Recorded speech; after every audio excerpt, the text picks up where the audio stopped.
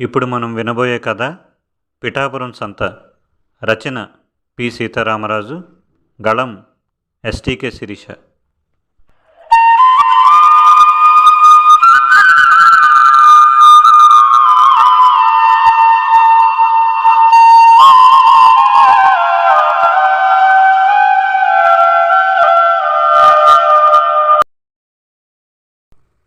శనివారం రోజున పిఠాపురం దోళ్ల సంత రద్దీగా ఉంది. రోడ్డున వెళ్లే వాహనాలకు దారి ఇవ్వడం లేదు. సంత రోడ్డు నిండా పంచెలు కట్టిన దోళ్ల బేరగాళ్లు, గేదెలను అమ్ముకోవడానికి వచ్చిన రైతులతో, కొనడానికి వచ్చిన కొనుగోలుదారులతో కిక్కిరిసిపోయి ఉన్నాయి సంత సావిళ్ళు. దూరంగా ఉన్న ఓ షెడ్లో ఓ టేబుల్ ముందు కూర్చొని ఉన్నాడు తూర్పు రాములు. 6 అడుగులుంటాడు. తెల్లని గ్లాస్కో పంచ.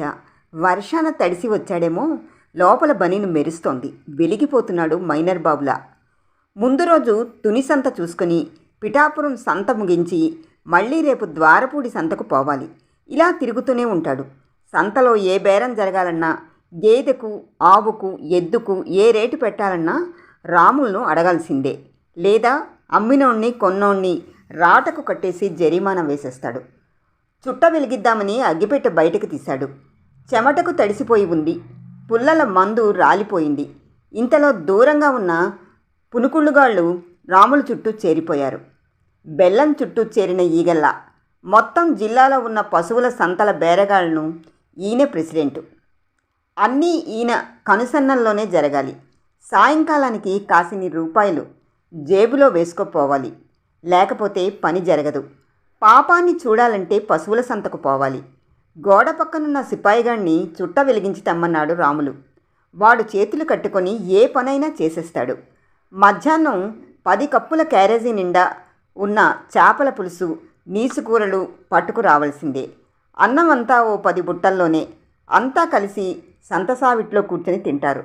ఏరా సిపాయి, ఈవేళ ఏం బేరాలు తగిలినట్లు లేవే? సంతంతా పాలివని గొడ్డుగేదిలా ఉంది అన్నాడు రాములు లంక పొగ గాల్లోకి వదులుతూ. ఆ పొగ వాసన పీల్చడం చుట్టూ ఉన్నవాళ్లకు మహా ఆనందం. మంచి కమ్మగా ఉంటుంది. లాల్చీ జేబులో ఎర్రని 20 నోట్ల కట్ట తీశాడు రాములు. కళ్ళు కాపలా ఉన్న పక్కోళ్ళకి. రేయ్ సిపాయి, నిన్నే. ఓ 10 నోట్లు తీసి అప్పిగాడి రిక్షాలో ఉప్పాడ సెంటర్లో మీసాలరాజు హోటల్లో ఓ బుట్ట భోజనాలు పట్టుకురా. బేరం ఉంటే మధ్యాహ్నం చూసుకుందాం. ఇదిగో ఇందా.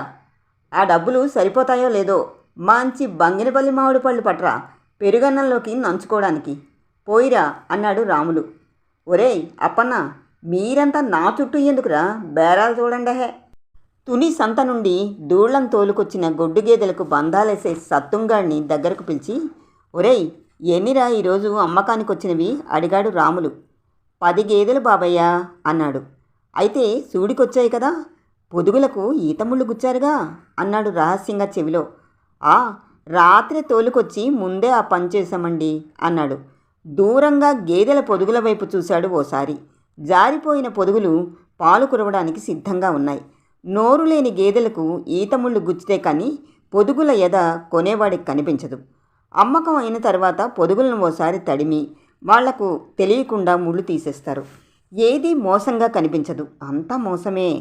ఒరేయ్ సత్తుం, ఒట్టిపోయిన ఆవులను సాయంత్రం లారీలోకి ఎక్కించి రాంపురం కబేళాకు తోలేయి. అక్కడ గుమాస్తా గురునాథం ఓ 20,000 ఇస్తాడు. రేపు నేను ద్రాక్షారం సంతలో ఉంటాను, అక్కడకు పట్టుకొచ్చి ఇయ్యి అన్నాడు రాములు. 7 పదులు నిండిన గంగవ్వ పిఠాపురం సంతలోకి గేదెను అమ్ముకోవడానికి వచ్చింది. సూడికొచ్చిన గేదె రేపో మాపో ఈనేస్తుంది. సంతనంతా కలయ చూసింది. నాడిమైన మనిషి అన్నోడు ఎక్కడా కనబడలేదు. ఎవరెవరో వస్తున్నారు, బేరాలాడిపోతున్నారు, మళ్ళీ రావడం లేదు. వీళ్ళదంతా ఒకటే ముఠా అని పాపం ఆ ముసలవ్వకు తెలీదు. కాపురానికి వచ్చిన నాటి నుండి పొయ్యిలో పొగగొట్టం ఊది ఊది గొంతు ఎర్రగా అయి బొంగురిపోయింది. మాట బయటికి రాలేక నూతిలో నుండి నీళ్లు తోడే చేదలా ఉంది. పొయ్యిలో మంటని ఎగదోయడానికి గాలిని ఊదినప్పుడు కళ్ళు ఎర్రబడి తల తెల్లని ముగ్గుబుట్టయింది. మంటకు విరామం మాత్రమే ఉంటుంది. అది పొయ్యిలోనైనా కడుపులోనైనా. జీవితానికి విరామం ఉండదు. ఇప్పుడు తనకంటూ ఎవరు లేరు. దూరంగా ఉన్న సిపాయిని తూర్పురాములు పిలిచి ముసలిదాని గేదెను కొనడానికి పురమాయించాడు. మెల్లగా సిపాయి గంగవ్వ గేదె వైపు పరిశీలనగా చూశాడు. ఏ అవ్వా, ఎంతేంటి అన్నాడు. కరీంబీడి పొగ గాల్లోకి వదులుతూ. 10 ఏళ్ళయ్యా బాబు, వెనక ముందు ఎవరు లేని దాన్ని కాస్త అమ్మి పెట్టయ్యా అని వేడుకుంది. అలాగే అంటూ గేదె పొదుగు దగ్గర తలపెట్టి చూశాడు. అయ్యో అవ్వా, దీని తోక కింద తెల్ల మచ్చ ఉంది, రేటు పలకదు, ఎలాగోలా మా తూర్పు రాములతో చెప్పి 1000 రూపాయలు ఇప్పిస్తాను, చక్కగా వచ్చిందారిని పో అన్నాడు. నేనమ్మను అంటూ కోపంగా చూసింది. మోసకారుల ముఠాలో మరోడొచ్చాడు. ఏందమ్మా ఎంత అంటూ గేదె చుట్టూ కలయి తిరిగి 500కి ఇస్తావా అంటూ అడిగాడు.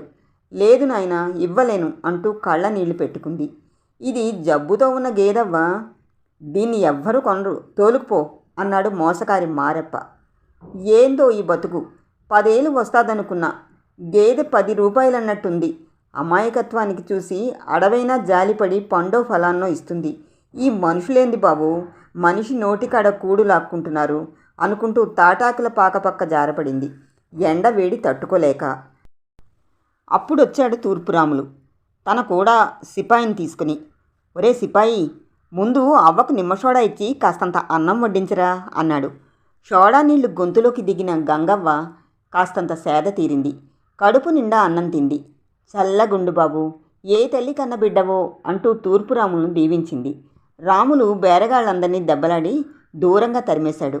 అవ్వా, వీళ్ళంతా మోసకారులు, నీ గేదె 10,000 విన్నాను. ఒరే సిపాయి, నీ మొలనున్న 2,000 అవ్వ చేతిలో పెట్టరా అని ఉరిమి చూశాడు. అవ్వా, నీకో మాట, గేదెను వదిలేసి ఈ డబ్బులు తీసుకుపో, మిగతాది ఇదిగో మా సిపాయిగాడికి ఇచ్చి మీ ఇంటికి పంపిస్తా. అడ్రస్సు ఇదిగో ఈ సిగరెట్ పెట్టే అట్ట మీద రాస్తాడు, మా గుమాస్తా గుర్రాజు అంటూ గుర్రాజుని పిలిచి పురమాయించాడు. అట్టనే బాబు అంటూ 2 చేతులెత్తి దండం పెట్టింది గంగవ్వ. లోకం మోసానికి తోడని పాపం ఆమెకు తెలియదు. ఆ క్షణంలో ఇచ్చిన డబ్బులు తన చీర చెంగులో భద్రంగా కట్టుకొని రొంటిన దోపుకొని గేదె వైపు జాలిగా చూస్తూ తన ఊరి వైపు నడిచింది. వెళ్ళిపోతున్న గంగవ్వకు గేదె కార్చిన 2 కన్నీటి బొట్లు మాత్రం కనబడలేదు. సమాప్తం.